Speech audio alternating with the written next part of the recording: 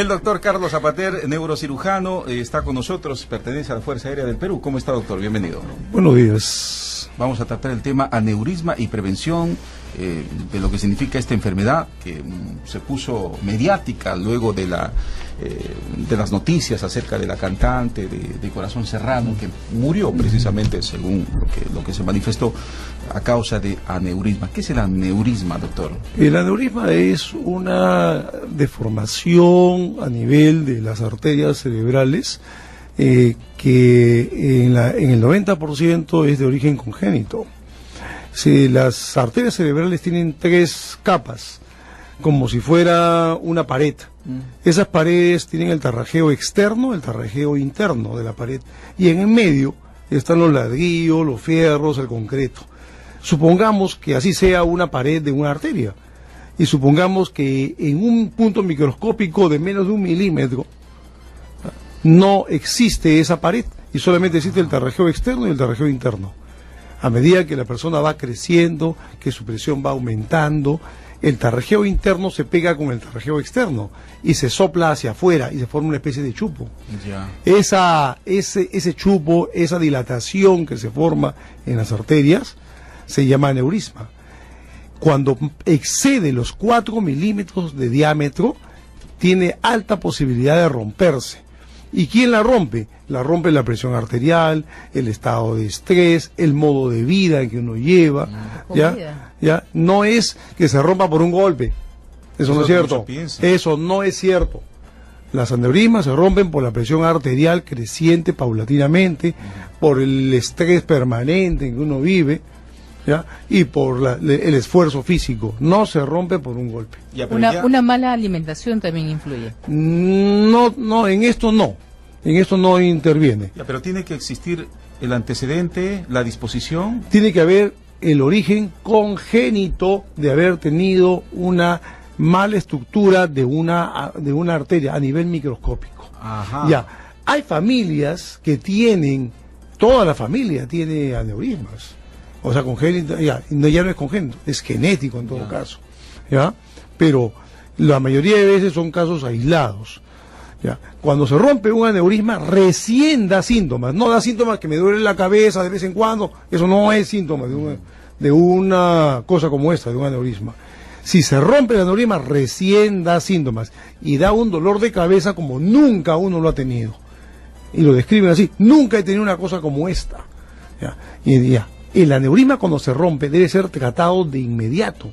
Porque el 50% de los aneurismas que se rompen se mueren en su casa, no llegan a un hospital. ¿Qué pasa cuando se rompe? Se rompe, la sangre sale al espacio que está recubierto por líquido cefalorraquídeo que recubre el cerebro, ¿ya? Y entonces sangra y causa una presión tremenda sobre el cerebro y lo mata a uno, ¿ya? Pero si es que no lo mata y el 50% llega a un hospital, esos pacientes mueren, el 20% mueren a los 20 días. Ya, pero ¿cuáles son los signos de un paciente cuando dolor de cabeza, náuseas, vómitos, trastorno de conciencia.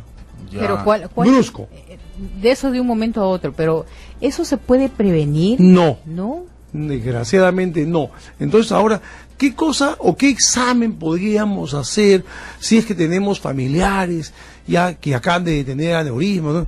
Una angiotomografía o una angioresonancia que no tiene una sensibilidad del 100%, porque el examen de gold estándar para un estudio de vasos sanguíneos es una panangiografía, pero tiene un riesgo y uno no va a someter a un paciente a un riesgo para ver si tiene o no tiene. Entonces los exámenes más inocuos son la angioresonancia y la angiotomografía, que darían la posibilidad mayor de que no tenga, si es que uno sospecha de eso. Correcto, pero no es que a todas las personas debemos hacerles angioresonancia, ¿no? Porque el porcentaje de que eso tenga una persona es muy bajo. ¿Ya? Los golpes que uno siempre tiene en la cabeza, y esto causa alarma cuando especialmente pasa con los niños, ¿no? Se golpeó la cabeza saltando. Ya, eso sí es importante. Un golpe en la cabeza tiene importancia, pero nosotros tenemos 3 signos de alarma para hablar de que un golpe pueda crear problemas. El primer signo es que haya trastornos de conciencia, que el paciente esté medio sonso, medio dormido, o al revés, que cuando debe estar durmiendo en la noche está muy alerta y no puede dormir, que se acaba de golpear la cabeza y pasa eso. Segundo signo, que el paciente tenga vómitos explosivos no precedidos de náuseas, vómitos que le llamamos nosotros en escopeta, un vómito tras otro. Y tercero, que el paciente además tenga dolor holocraneano, no en la zona del golpe, sino toda la cabeza me duela. Ya, esos son signos de hipertensión endocraniana, que son signos de alarma cuando uno se ha golpeado la cabeza. ¿Qué puede pasar cuando un niño que se golpea la cabeza, yo tengo entendido que son 48 horas de observación o a 72, en que tiene que estar este niño que se golpea la cabeza? ¿Qué pasa si en ese momento de observación no ha sido captado ningún tipo de estos síntomas por usted mencionado, pero que más adelante podría tener una consecuencia? ¿A qué se debería ese tipo de trastorno? Existe lo que se llama el síndrome postraumático. Quiere decir que el síndrome postraumático es el resultado de algún golpe en la cabeza. Este puede tener representación anatómica, quiere decir que haya tenido una lesión en el cerebro y que se pueda ver en una tomografía o se puede ver en una resonancia. ¿Ya? Otro, que exista, que no tenga representación anatómica, que solo tenga representación eléctrica, que si yo le hago un electroencefalograma voy a encontrar ondas anormales epileptogénicas correspondientes a la secuela del trauma.